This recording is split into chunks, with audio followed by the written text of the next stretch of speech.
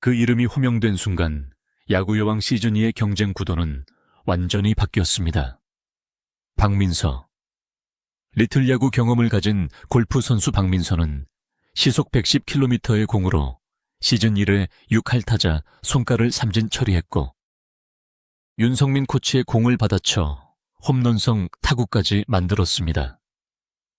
내야와 외야를 가리지 않는 수비 빠르고 정확한 송구 강한 타격, 투수 능력까지 한 번에 보여주자 추신수 감독과 코치진은 더 볼 것도 없다는 반응을 보였습니다.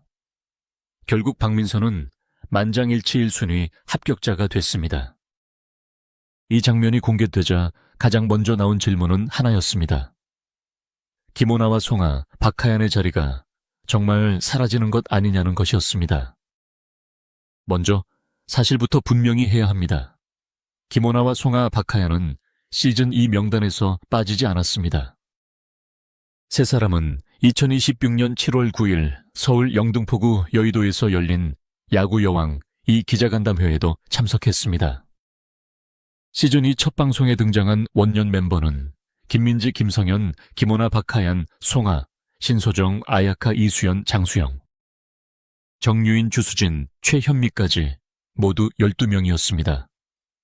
여기에 박민서, 최혜빈, 김나영, 김세현, 송민지 등 5명이 새로 합류했습니다. 따라서 기존 3사람이 방출됐다는 해석은 사실과 다릅니다. 하지만 더 중요한 문제는 따로 있습니다. 명단에 남는 것과 주전 자리를 지키는 것은 전혀 다른 이야기이기 때문입니다. 이번 트라이아웃의 규모부터 이전과 달랐습니다. 모두 47개 종목에서 308명이 지원했고, 제작진의 사전 테스트를 통과한 사람은 단 18명이었습니다. 최종 경쟁률만 계산해도 17대 1을 넘습니다. 처음 제작진이 공지한 선발 인원은 3명이었습니다. 그런데 테스트가 끝난 뒤 실제로 뽑힌 선수는 5명이었습니다. 박민서와 최혜빈, 김나영이 먼저 최종 합격자로 결정됐고, 코치진과 구단의 추가 논의 끝에 김세현과 송민지까지 합류했습니다. 예정된 3자리보다 2자리가 더 늘어난 것입니다. 이것은 단순히 참가자들을 배려한 선택이 아니었습니다. 당장 경기에 투입할 수 있는 선수가 예상보다 많았다는 의미였습니다. 더 놀라운 점은 1차 평가의 문이 예상보다 넓게 열렸다는 사실입니다. 18명 가운데 12명이 1차 합격을 받았습니다. 펜싱 윤지수 축구, 강수진 태권도 엄지민, 필드하키 김나영이 첫 조에서 살아남았고, 테니스와 배드민턴 선수들이 모인 두 번째 조는 전원이 통과했습니다. 세 번째 조에서는 시속 110km를 기록한 창던지기 출신 김지민과 소프트볼 최혜빈이 선택됐습니다. 마지막 조에서는 박민서가 압도적인 평가를 받았습니다. 이처럼 종목도 경력도 다른 선수들이 대거 살아남자 최종 3명만 고르겠다는 최초 계획 자체가 흔들릴 수밖에 없었습니다. 시즌2 명단 발표가 충격적이었던 이유는 유명한 이름이 들어왔기 때문이 아니라 기존 선수와 바로 경쟁할 수 있는 실력자가 한꺼번에 등장했기 때문입니다. 가장 강력한 충격을 준 박민서의 이력은 더욱 특별했습니다. 박민서는 리틀 야구 선수단에서 유일한 여자 선수로 뛰었고, 최연소 여성 선수 홈런 기록을 보유한 유망주였습니다. 그러나 고등학교 진학 이후 계속 뛸 수 있는 팀을 찾기 어려워지면서 골프로 종목을 바꿨습니다. 야구를 포기해서 떠난 것이 아니라 뛸 무대가 사라져 다른 길을 선택했던 것입니다. 그리고 야구 여왕 트라이아웃에서 다시 공을 잡자 오랫동안 묻혀있던 실력이 그대로 드러났습니다. 몸풀기 단계부터 일자로 뻗는 송구가 나왔고, 내야와 외야 수비에서도 안정감을 보였습니다. 타석에서는 윤성민 코치의 빠른 공을 강하게 받아쳤고, 마운드에서는 손가를 상대로 시속 110km를 기록했습니다. 송가가 헛스윙 삼진으로 물러난 순간은 단순한 테스트 결과가 아니었습니다. 시즌 1의 에이스도 새 선수 앞에서는 다시 경쟁해야 한다는 선언과 같았습니다. 송가는 시즌 1에서 블랙 퀸즈의 대표 타자였습니다. 6할 타자라는 상징적인 수식어가 붙을 정도로 타격에서 강한 존재감을 보였습니다. 하지만 송아 스스로도 시즌 1에는 치고 던지는데 집중한 나머지 경기 이해도가 부족했고 훈련 참여도 충분하지 못했다고 인정했습니다. 그래서 비시즌 동안 투수 훈련에 집중했고 시즌 2 티저에서는 선발 투수로 마운드에 올라 삼진을 잡아냈습니다. 이광용 캐스터가 공이 정말 좋아졌다고 평가할 만큼 제구도 안정됐습니다. 즉, 송아의 자리가 당장 사라진 것은 아닙니다. 오히려 타자와 투수를 모두 소화할 가능성이 커졌습니다. 그러나 박민서처럼 이미 야구의 기본 동작이 몸에 밴 선수가 들어오면서 송아에게는 더 빠른 성장이 요구됩니다. 과거의 6할 기록만으로 중심 타선을 보장받기 어려워진 것입니다. 박하얀도 상황은 비슷합니다. 시즌 1에서 박하얀은 든든한 1루수로 평가받았습니다.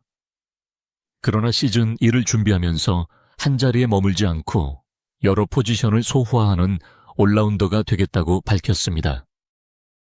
실제 공개된 장면에서는 외야로 이동해 다이빙 캐치를 성공시키며 추신수 감독의 감탄을 끌어냈습니다. 겉으로 보면 역할이 확대된 것입니다. 하지만 다른 각도에서 보면 고정된 한자리를 지키는 방식으로는 살아남기 어려워졌다는 뜻이기도 합니다. 새로 합류한 김나영은 필드하키 출신답게 빠른 판단과 수비 범위를 보여줬고 타격에서도 정확한 정타를 만들었습니다. 최혜빈은 소프트볼 경험을 바탕으로 포수와 수비에서 즉시 전력감을 증명했습니다. 박하얀이 1루와 외야, 다른 내야 포지션까지 준비하는 이유는 팀의 선택지를 늘리기 위해서이면서 동시에 자신의 출전 기회를 지키기 위한 변화로 볼 수 있습니다. 김원환은 주장이라는 상징성이 가장 큽니다. 시즌 1에서 온탄이라는 별명을 얻으며 공격과 수비 리더십에서 존재감을 보여줬습니다. 2026년 7월 9일 기자간담회에서도 김원환은 시즌 2 블랙 퀸즈의 가장 큰 색깔이 원팀이라고 강조했습니다. 그러나 주장이라고 해서 출전 시간이 자동으로 보장되는 것은 아닙니다. 추신수 감독은 시즌 2 선수 선발 기준으로 기술뿐 아니라 야구에 대한 이해도를 중요하게 봤다고 설명했습니다. 새 선수들은 단순히 운동 능력만 좋은 지원자가 아니었습니다. 박민서는 실제 야구 경험이 있었고 최혜빈은 소프트볼 선수로서 포수와 수비의 기본기를 갖췄습니다. 김세현과 송민지는 라켓 종목에서 익힌 빠른 반응과 손목 힘 정확한 컨택 능력을 보여줬습니다. 김원하가 주장 자리를 유지하더라도 타순과 수비 포지션은 매 경기 경쟁을 통해 결정될 가능성이 커졌습니다. 특히 최혜빈의 등장은 기존 선수들에게 직접적인 경고였습니다. 최혜빈은 안정적인 포구와 송구, 정확한 타격으로 코치진에게 보는 눈이 편안해진다는 극찬을 받았습니다. 포수 테스트에서는 장수영과 배터리를 이뤘고 블랙 퀸즈에서 주루 능력이 가장 뛰어난 선수로 평가받던 이수연과 김민지의 도루 시도를 저지했습니다. 기존 선수들이 농담처럼 실직 위기를 말할 정도였습니다. 포수 한 명의 합류는 단순히 한 자리만 바꾸지 않습니다. 투수 운용과 내야, 수비 도루 저지 경기, 운영 전체가 달라집니다. 최혜빈이 선발 포수로 자리 잡는다면 장수영과 송아 아야카 등 투수 후보들의 활용 방식까지 달라질 수 있습니다. 김나영의 합격 과정도 눈여겨봐야 합니다. 첫 캐치볼에서는 다소 부족한 모습이 있었지만 수비 평가에서 블랙 퀸즈가 가장 필요로 했던 능력을 보여줬습니다. 코치진은 2차 평가에서 실전에 즉시 투입할 수 있는 내야 수비를 우선적으로 확인했습니다. 윤성민 코치가 직접 빠른 공을 던져 타격 컨택 능력도 시험했습니다. 그 결과 김나영은 원래 계획된 마지막 세 번째 합격자로 선택됐습니다. 화려한 한 장면보다 실제 경기에서 필요한 수비 안정성과 적응력이 더 높은 평가를 받은 것입니다. 이는 김오나와 박하얀을 포함한 기존 야수들에게 분명한 메시지였습니다. 이름값보다 현재, 경기력이 우선이라는 메시지였습니다. 테니스 출신 김세현과 배드민턴 출신 송민지가 추가로 선택된 과정도 중요합니다. 두 사람은 원래 정해진 세 자리밖에 있었습니다. 그러나 코치진은 뛰어난 지원자가 너무 많다며 구단과 다시 논의했고 결국 2명을 더 뽑았습니다. 김세현은 테니스에서 익힌 타이밍과 파워를 바탕으로 교과서 같은 스윙을 보여줬습니다. 송민지는 빠른 반응과 정확한 제구 안정적인 캐치와 송구에서 높은 점수를 받았습니다. 이 추가 합격은 시즌이가 감동적인 성장 이야기만을 보여주는 단계에서 벗어났다는 증거입니다. 이제 블랙 퀸즈는 실력 있는 선수를 더 넣기 위해 기존 운영 계획까지 바꾸는 팀이 됐습니다. 그렇다면 왜 제작진과 추신수 감독은 이렇게까지 경쟁을 강화했을까요? 시즌 1의 성적은 4승 4패였습니다. 승률은 정확히 5할이었습니다. 마지막 경기 패배의 아쉬움도 컸습니다. 시즌 2의 목표는 단순한 제도전이 아닙니다. 국내 팀과의 경기뿐 아니라 국제전까지 준비하고 있으며 승률 6할을 달성하지 못하면 팀이 해체된다는 조건까지 내걸었습니다. 10경기를 치른다고 가정하면 최소 6승이 필요한 기준입니다. 시즌 1과 같은 5할 성적으로는 목표를 달성할 수 없습니다. 추신수 감독이 실전 투입이 가능한 선수를 원한 이유가 여기에 있습니다. 기다려주는 성장보다 당장 승리할 수 있는 전력이 필요해진 것입니다. 추신수 감독은 시즌 2 개막전까지 남은 시간이 단 2주라고 선수들에게 알렸습니다. 새 멤버가 들어왔다고 해서 긴 적응 기간을 줄 수 없는 상황이었습니다. 원년 멤버 12명과 신입 5명 모두 17명이 짧은 시간 안에 타순과 수비 위치, 투수와 포수 조합을 다시 맞춰야 했습니다. 여기서 가장 큰 변화는 누가 탈락했느냐가 아닙니다. 매 경기 누가 선발로 나가고 누가 벤치에서 시작하며 누가 결정적인 순간 교체 카드로 투입되는지가 달라졌다는 점입니다. 김오나와 송아, 박하연은 여전히 팀의 중심입니다. 하지만 이제 중심이라는 이유만으로 자리가 고정되지는 않습니다. 결론은 명확합니다. 김오나와 송아, 박하연의 이름은 사라지지 않았습니다. 오히려 세 사람 모두 시즌 1을 준비하며 역할을 확장했습니다.